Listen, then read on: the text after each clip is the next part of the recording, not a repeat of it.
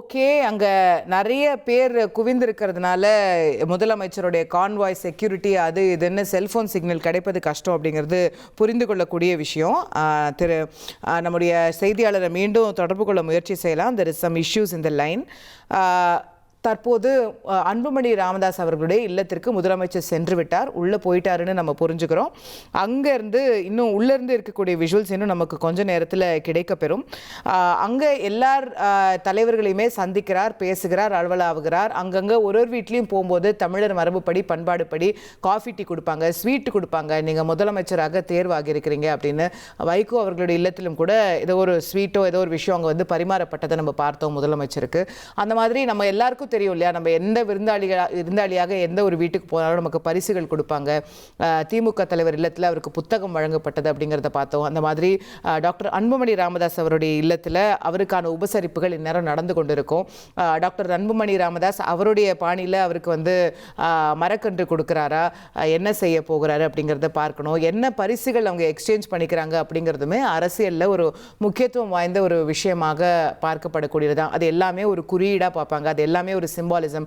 என்ன கொடுக்குறாங்க, என்ன கலர் சால்வை போத்துறாங்கன்னு தலைவர்கள் அதை யோசிச்சிருப்பாங்களா அப்படிங்கிறது நமக்கு தெரியாது. ஆனால் வெளியிருந்து பார்க்கக்கூடிய தொண்டர்களும் அவங்களுடைய ஆதரவாளர்களும் அதை யோசிச்சு பார்த்தீங்களா, தலைவர் அந்த பக்கம் அந்த தருணத்தில் ரைட் சைடில் திரும்பி பார்த்தாங்க, இந்த பக்கம் இந்த தருணத்தில் லெஃப்ட் சைடில் திரும்பி சிரித்தாங்க. அவர் முகம் அந்த ஒரு செகண்ட் கடுக்கடுன்னு இருந்தது, இந்த ஒரு செகண்ட் புன்முறுவலோடு இருந்தது அப்படின்னு வெளியிலேருந்து பார்த்து டீகோட் பண்ணக்கூடியவர்கள் அதிகம். பட் இந்த மாதிரி ரெண்டு பெரும் தலைவர்கள், ரெண்டு பெரிய லீடர்ஸ், பெரும் மக்கள் ஆதரவை பெற்றிருக்கக்கூடிய, பெரும் தொண்டர்கள் பலத்தை கொண்டிருக்கக்கூடிய ரெண்டு தலைவர்கள் சந்திக்கும் போது இயல்பாகவே இதெல்லாம் நடக்கிறது அப்படிங்கிறது ரொம்ப சாதாரணமான விஷயமாக தான் நம்ம எடுத்துக்கொள்ள வேண்டியதாக இருக்கிறது. திரு வைகோ அவர்களுடைய இல்லத்தில் திரு விஜய் அவர்கள் செல்லும்போது அங்கே பல்வேறு அவங்களுடைய கட்சி பிரமுகர்கள், கட்சியில் முக்கியமான நிர்வாகிகள் எல்லாரையுமே இன்ட்ரடியூஸ் பண்ணி வச்சாரு. அவங்க வீட்டில் பணிபுரியறவங்க எல்லாருமே கூட இன்ட்ரடியூஸ் பண்ணி வச்சாரு. அவங்கெல்லாம் அவ்வளோ அன்போட, அவ்வளோ ஒரு பாசத்தோட முதலமைச்சரை வந்து முதலமைச்சருக்கு திருஷ்டி கழித்து அவரை கட்டி அணைச்சு முத்தம் கொடுத்து அந்த பெண்கள் வந்து அவ்வளவு ஆர்வமாக அவரோட பேசினதை, அளவலாவினதை, அவ்வளோ எக்ஸைட்டடாக அவங்க இருந்ததை நம்மளால் பார்க்க முடிஞ்சது. ரொம்ப அழகான காட்சிகளாக இருந்தது. இன்னொரு அரசியல் தலைவர் வீட்டில் இருக்கிறாங்க அப்படின்னாலும் கூட, இன்னொரு அரசியல் கட்சியினுடைய தொண்டர்கள் அப்படின்னாலும் கூட, முதலமைச்சர் வேறு கட்சியை சேர்ந்தவர்கள் அப்படின்னாலும் கூட அவ்வளவு அன்பை அவங்க வந்து பரிமாறிக்கொண்டதை பார்க்க முடிகிறது. இந்த அன்பு தான் தமிழருடைய மரபு, இந்த அன்பு தான் தமிழருடைய கலாச்சாரம், இந்த அன்பு தான் எல்லாவற்றுக்கும் அடிநாதம் அப்படிங்கிறத பார்க்கிறோம். என்னதான் பெரிய அரசியல் எதிரிகளாக இருந்தாலும், என்னதான் வெவ்வேறு கருத்து முனைகளில் நிற்கக்கூடியவர்களாக இருந்தாலும், அந்த ஒரு நொடி அன்பை பரிமாறிக்கொள்ளும் போது எல்லாமே கரைந்து போகிறது, எல்லாமே பாசிட்டிவாக மாறுது. தமிழக அரசியல் ஒரு பாசிட்டிவ் பாலிடிக்ஸை நோக்கி போகணும் அப்படிங்கிற ஒரு விஷயத்தை பலருமே இன்னைக்கு நம்ம கூட பேசக்கூடிய எல்லா விருந்தினர்களுமே தெரிவித்ததை நம்ம பார்க்கின்றோம்.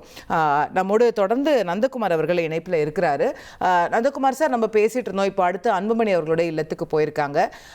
இப்போ ஒரு பக்கம் இந்த பக்கம் அந்த பக்கம்னு இல்லாமல் அக்ராஸ் த ஸ்பெக்ட்ரம் எல்லா தலைவர்களையும் முதலமைச்சர் பார்க்குறோம் இல்லையா. ஒரு பக்கம் திமுக, மதிமுக, இந்த பக்கம் என்டிஏல இருக்கக்கூடிய பாமகவை பார்க்குறாரு. முற்று முதலாக யாரோடையுமே கூட்டணி வைக்க மாட்டேன்னு இன்ஃபேக்ட் விஜயை கடுமையாக விமர்சித்த சீமான் அவர்களையும் போய் பார்க்க போறாரு. ஸோ எந்த ஒரு இந்த அணி அந்த அணி லெஃப்ட் ரைட்டு சென்டர் அப்படிங்கிறதெல்லாம் இல்லாமல் across the spectrum he is visiting everybody. திரு நந்தகுமார்.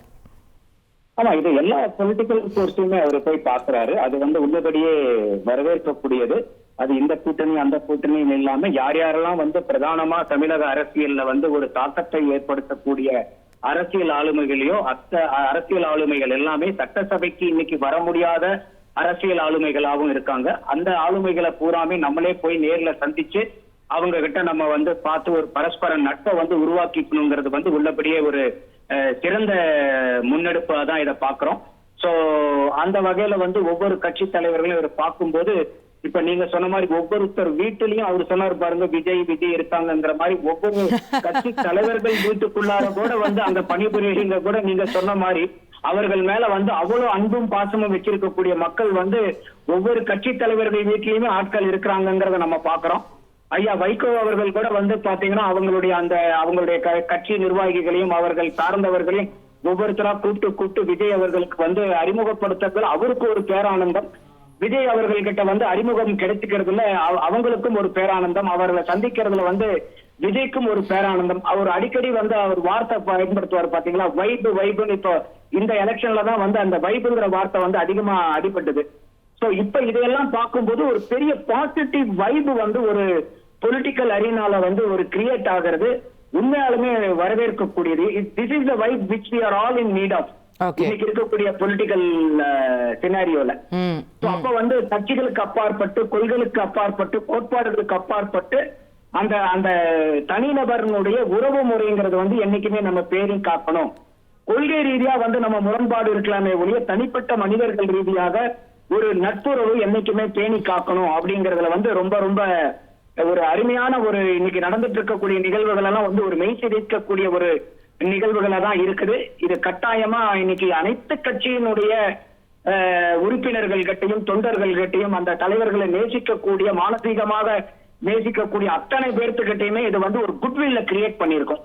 நம்மளும் இப்படிதான்பா இருக்கணும், மத்த கட்சிக்காரங்களை பார்த்தா நம்மளும் ஒரு மரியாதை கொடுக்கணும், நம்ம வந்து கட்சி தேர்தல்ல கொள்கை ரீதியா சண்டை போடுறதெல்லாம் வேற, அது வேற, இது வேற. இது வந்து நம்ம தனி மனிதனா இருக்கும்போது நம்ம வந்து சொந்த பந்தம் பாராட்டிக்கணும். ஏன்னா இப்ப இந்த அரசியல்னு வரும்போது நிறைய பேர் வந்து ஒரு ரத்த சொந்தமா இருக்கிறவங்க கூட வந்து அந்த உறவு முடிஞ்சு போயிடுது. ரொம்ப க்ளோஸ் ஃப்ரெண்ட்ஸா இருக்கிறவங்க கூட நம்ம பல குரூப்ல பாக்குறோம், நம்ம பல குரூப்ல இருக்கிறோம், அரசியலை பேசிக்கிட்டு அவங்க பயங்கர க்ளோஸ் ஃப்ரெண்ட்ஸா இருப்பாங்க. அந்த அரசியல் கருத்து வேறுபாடுகள்னால எனிமிட்டி வந்து ரொம்ப பீக் ஆயிட்டு அது அவங்களுடைய எத்தனையோ குடும்பங்கள்ல ஃபேமிலி வாட்ஸ்அப் குரூப்புக்குள்ளேயே சண்டை வந்து பாதி பேர் வெளியே போறதெல்லாம் பாக்குறோம். ஃபேமிலி வாட்ஸ்அப் குரூப்ல அரசியல் பேசாதீங்கன்னு ரூல்ஸ் போட வேண்டிய அவசியம் கூட ஏற்படுதுன்னு பாக்குறோம். அந்த மாதிரி எல்லாம் இருக்கு. ஆமா, அது எல்லாம் வந்து we are transcending now. அப்ப அதெல்லாம் இல்லாம இல்ல, இது வந்து அரசியல் வேற, உறவுங்கிறது வேற, நட்புங்கிறது வேற. அப்ப அரசியல் பேசுங்க, உறவுகள் கிட்டையும் அரசியல் பேசுங்க, ஆனா எந்த இடத்திலும் அரசியல்ல வந்து உறவுகளை முறிக்காத அளவுக்கு பாத்துங்க. I think you have rest a very important point திரு நந்தகுமார். நீங்க ஒரு முக்கியமான இடத்தை தொட்டிருக்கீங்க. ஏன்னா குறிப்பா இந்த தேர்தல்ல குடும்பங்களுக்குள்ளேயே பெரும் பிளவு இருந்ததை பார்த்தோம். பையனுக்கும் அப்பாவுக்கும் சண்டை, அப்பா திமுக, பையன் தாவேகா, நீ எப்படி சூரியனுக்கு போடுவ, நீ எப்படி விசிலுக்கு போடுவேன்னு மாறி மாறி அவங்க சண்டை போட்டுக்கிறதெல்லாம் வீடியோ எடுத்து சமூக வலைதளங்கள்ல போடுறாங்க. பையன் அப்பாவை திட்டுறான், அப்புறம் அம்மாவும் பையனும் செட்டு சேர்ந்துக்கிட்டு, இல்ல அப்பாவும் பையனும் செட்டு சேர்ந்துக்கிட்டு அம்மாவை தனியா சொல்றாங்க, இல்ல வீட்டுல இருக்கிற குழந்தைங்க எல்லாம் தாத்தா பாட்டியை கன்வின்ஸ் பண்ண பாக்குறாங்க, அப்பா அம்மாவை விடு, தாத்தா பாட்டி நீ எனக்காக விஜய் கோட்டு போடுன்னு. ஸோ இது வந்து ஒரு டைனிங் ரூம் கான்வர்சேஷனா மாறி, ஒரு டைனிங் டேபிள் கான்வர்சேஷனா மாறி, இது சரியா தவறான்னு ஒரு கடுமையான அரசியல் 2 தலைமுறைகளுக்குள்ள இந்த தேர்தலில் இருந்தது, ஒவ்வொரு குடும்பத்திலையும் இருந்தது அப்படிங்கிறத நம்ம மறுத்து பேசிட முடியாது. I think now we can be very open about it. But அதையெல்லாமும் கூட தாண்டி அதை வந்து பிரிட்ஜ் பண்ணக்கூடிய ஒரு விதமா கருத்துக்கள் வேற வேற இருக்கலாம், ஆனா வந்து உறவுகள் முக்கியம் அப்படிங்கறத காட்டக்கூடிய விதமாவும் கூட இந்த சந்திப்புகளை நீங்க பாக்குறீங்க இல்லையா? I think that's a very important point you're making.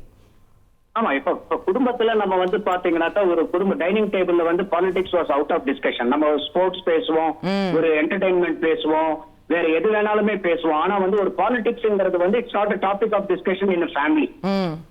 அப்ப இந்த இடத்துல வந்து விஜய் அவர்களை நான் ஆரம்பத்துல இருந்தே பாராட்டிட்டு இருந்தது என்னன்னா, இந்த மாதிரி கிரிக்கெட்டுக்கு பின்னாடியும் சினிமாக்கு பின்னாடியும் போய்கிட்டு இருந்த இளைஞர்களை அவர் வந்து இன்னைக்கு அரசியல் பக்கம் இழுத்துட்டு வந்திருக்காரு. இன்னைக்கு தேதியில வந்து அரசியல் புரிதல் எந்த அளவுக்கு இருக்கு, நமக்கே வந்து அரசியல் புரிதல் எல்லாமே இருக்கானா இல்லை, நம்ம எல்லாருமே லைஃப் லாங் ஸ்டூடெண்ட்ஸ் தான், ஒவ்வொரு நாளும் கத்துக்கிட்டே தான் இருக்கும். அப்ப வந்து அந்த இளைஞர்கள் வந்து இன்னைக்கு பெரிய அளவுக்கு ஒரு லட்சக்கணக்கான இளைஞர்கள் வந்து இன்னைக்கு ஒவ்வொரு வீட்டிலையும் இந்த மாதிரி ஒரு அரசியல் பார்வை, அரசியல் விவாதங்கள், அரசியல் பத்தி பேசுறது வந்து உள்ளபடியே வந்து ஒரு பெரிய மாற்றம். இன்னும் ஒரு இந்த மாதிரி இளைஞர்கள் அதிகமா இதுல அரசியல்ல ஈடுபட இன்னும் ஒரு 5 வருஷம் 10 வருஷம் கழிச்சு நம்மளுடைய தமிழ் சமூகம் வந்து பாத்தீங்கன்னா ஒரு அரசியல்ல வந்து ஒரு பெரிய முதிர்ச்சி அடைஞ்ச சமூகமா, ஒரு புரிதல் அடைஞ்ச சமூகமா மாறுங்கிறதுல எனக்கு பெரிய நம்பிக்கை உண்டு.